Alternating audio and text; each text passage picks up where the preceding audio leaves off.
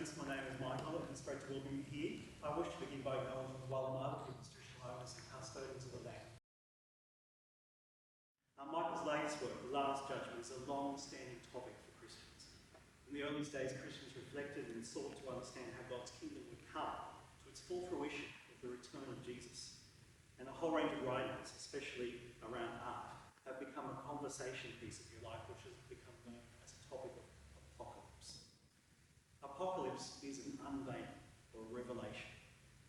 They often have very strange writings within them. Reading them, they're pretty weird. And sadly, over the centuries, they've been often misused for other purposes and other ends, totally missing the point. So I'm very thankful, Michael, for you embarking on this journey, exploring the theme of the Last Judgment. And I pray that as you explore these pieces of work, you might also find hope.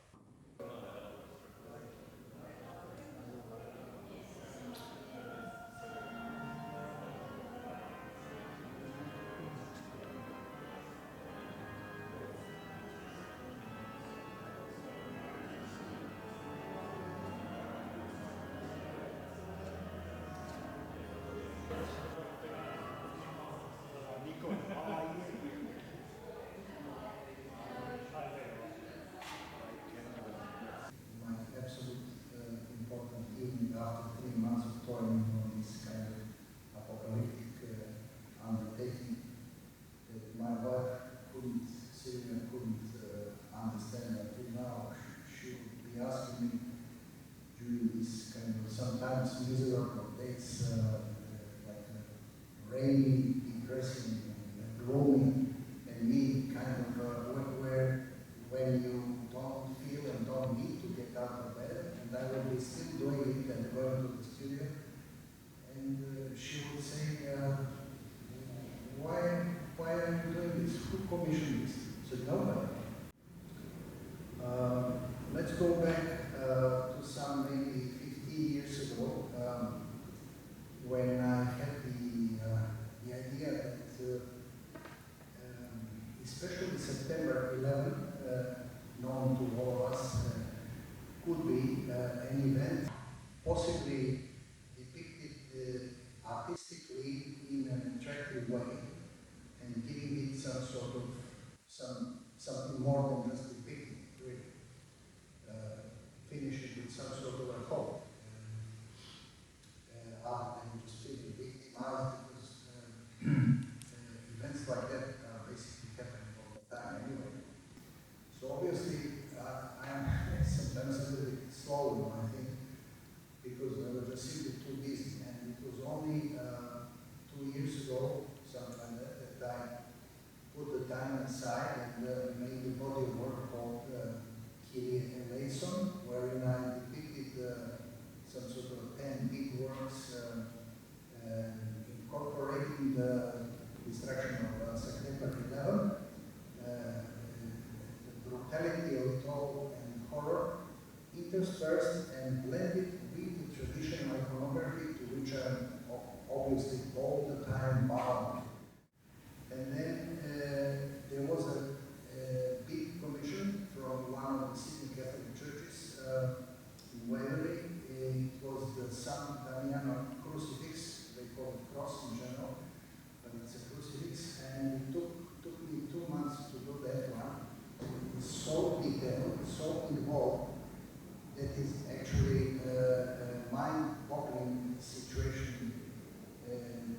How do you actually even go about it? So then I simply focused more and then continued with that daily thing and finished within 2 months. And it is now the church in Weber, and it's all good. The icon of the Last Judgment that we call in the West, which is called in the East the terrible judgment or the judgment of dread. First, I was completely fascinated or flabbergasted by the way how this Last Judgment icon looks like. It is just so light, so dynamic, so well designed, if you like, so attractive, even if you don't understand what is going on.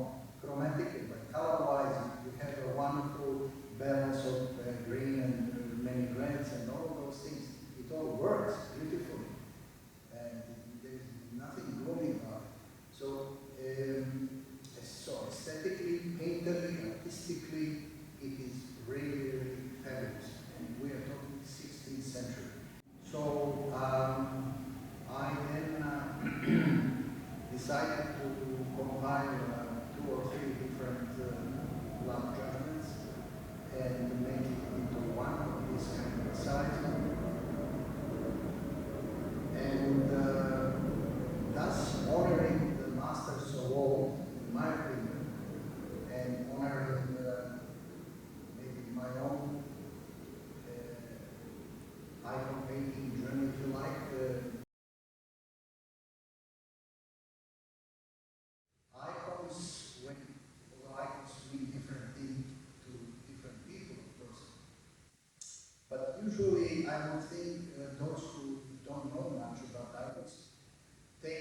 something like, I don't know, gloomy,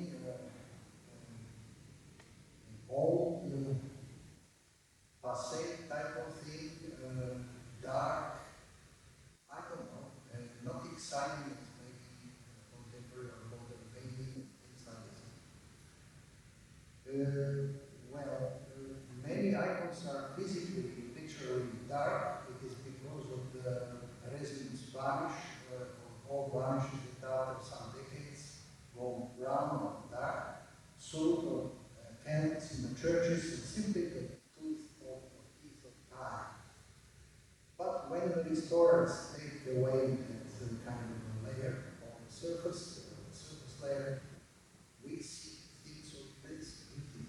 And suddenly we see the color, we see beautiful designs, we see the master that we just can't relate. At least I will do it on a daily basis, try to do it on a daily basis, and just can't believe how good those people were.